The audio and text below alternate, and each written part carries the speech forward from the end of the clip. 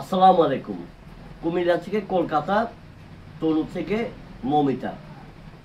আপনারা সবাই এই উক্তিদের সাথে পরিচিত, কারণ আজ থেকে বেশ কয়েক বছর আগে আমাদের এক বোন তনু, তিনি খুবই পাশবিক নির্যাতনের শিকার হয়েছিলেন, ধর্ষণের শিকার হয়েছিলেন এবং তাকে হত্যা করা হয়েছিল। ঠিক এবছর 2024 সালে এসে আমাদের কলকাতার একটা বোন মৌমিতা দেবনাথ, তাকেও ধর্ষণ এবং হত্যা করা হয়েছে।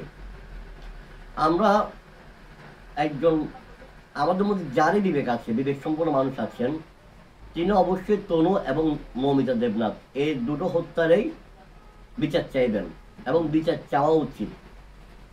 যারা তনু এবং মৌমিতা হত্যাকাণ্ডের সাথে জড়িত, তাদের দৃষ্টান্তমূলক শাস্তি হওয়া উচিত। তনু হত্যা যেমন আমাদের গায়ে কাটা দিয়েছিল, তেমনি কাটা দিয়েছে মৌমিতা হত্যা। আমরা জানি দুইটা হত্যা কিভাবে হয়েছে, পিছনের ঘটনাগুলো আমরা জানি, আপনারা সবাই জানেন, তাই কথা আর বেশি বাড়াচ্ছি না। শুধু এতটুকু বলবো যে এই দুইটা ঘটনা একজন বিবেকবান মানুষকে স্তব্ধ করে দিবে কিছুক্ষণের জন্য। একজন বিবেকবান মানুষ যখনই এই দুইটা ঘটনা শুনবেন, এই দুইটা হত্যাকাণ্ড, পাশবিক নির্যাতনের পর যে হত্যাকাণ্ডগুলো হলো, যখন শুনবেন, তখন এই দুইটা হত্যাকাণ্ডে তাদেরকে কি মনে কাটা দিয়ে উঠবে।